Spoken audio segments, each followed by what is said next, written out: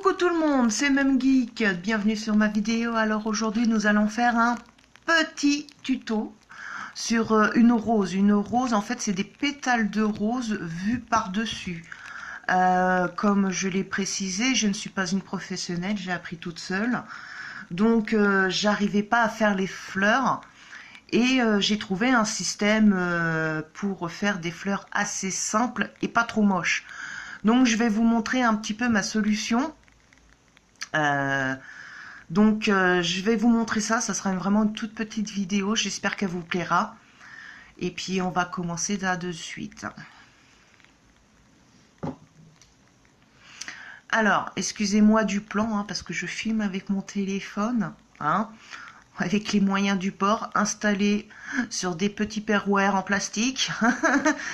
Donc il va falloir que je trouve un moyen pour que vous puissiez bien voir un peu ce que je dessine, parce que j'ai remarqué que j'avais souvent ma main en fait devant le dessin et qu'en fait on voyait pas grand chose.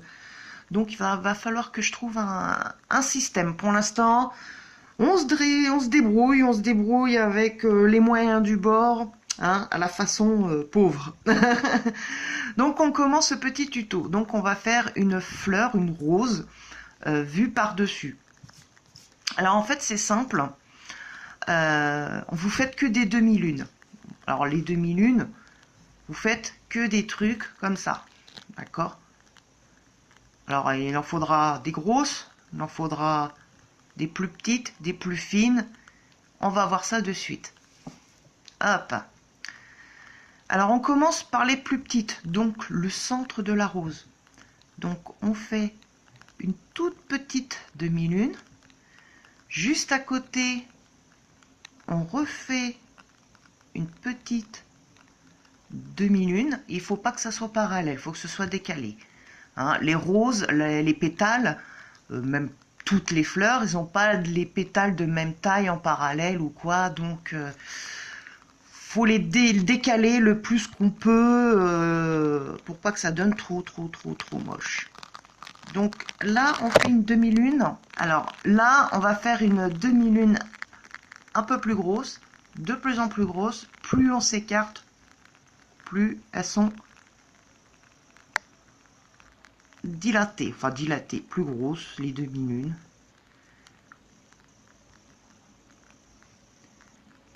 Donc on les fait en décalé, comme ça,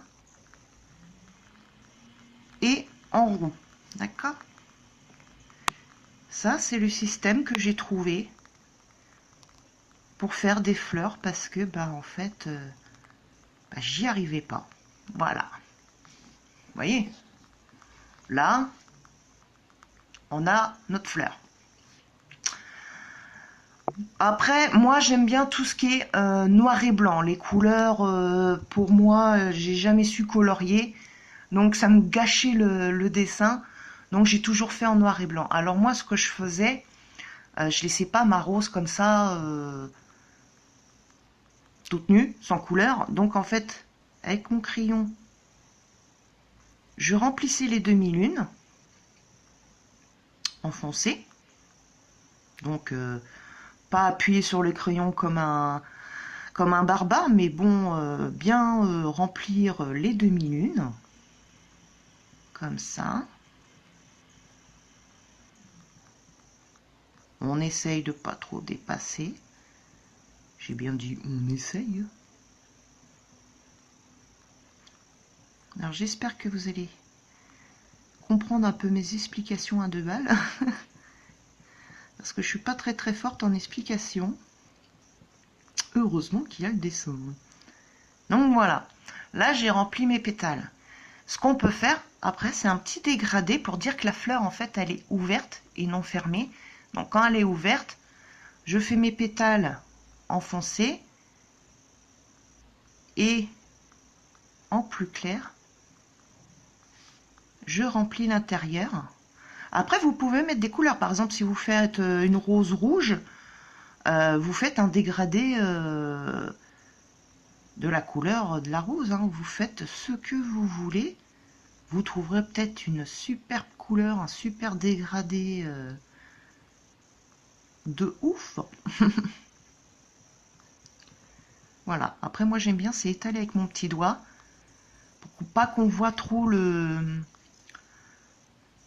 crayon. Voilà, ça fait une sorte de petit gradé. Et ça, c'est très beau. Par exemple, vous avez un personnage, une fille, par exemple, vous lui mettez une petite rose comme ça dans les cheveux. Ou, par exemple, vous avez un bouquet de roses que vous dessinez avec plein de fleurs. Vous pouvez faire cette petite fleur perdue dans le tas de fleurs. Enfin bon, moi je vous dis des idées comme ça, mais ça passe très très bien. Vous pouvez même, après c'est vous qui vous voyez, vous pouvez même faire, hop, des petites feuilles. Voilà. Des petites feuilles comme ça. Pas qu'elles soient toutes nues, hein.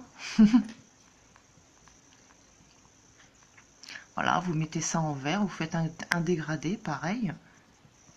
C'est vous qui voyez. Moi, je ferai mes dessins qu'en noir et blanc, qu'au crayon. Pour l'instant, sur feuille.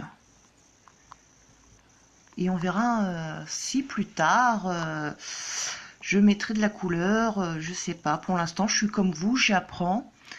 Et au fur et à mesure, à force de dessiner, ben, on est forcé de progresser. Sans s'en rendre compte, on va progresser. Parce qu'on va commencer à comprendre les courbes, on va commencer à comprendre les ombres, et ben, il n'y a que du progrès, il n'y a pas de perte à force de dessiner. Et ben on progresse, sans s'en rendre compte. C'est vraiment, ça va tout seul, ton cerveau va calculer tout seul. Moi, j'ai appris, comme j'ai dit sur ma première vidéo, j'ai appris toute seule. Et je dessinais pas tous les jours, hein. Je dessinais vraiment de temps en temps quand je voulais me réfugier un petit peu dans ma bulle, parce que bon, j'ai pas eu une enfance facile. Donc pour me réfugier, je dessinais beaucoup toute seule dans mon coin, et puis bah c'est venu comme ça, à force de dessiner, je dessinais pas tous les jours, et bah j'ai arrêté de faire des petits bonhommes en croix, hein. Donc j'ai progressé comme ça. Comme quoi, le plus nul peut progresser, d'accord? C'est juste un entraînement, voilà.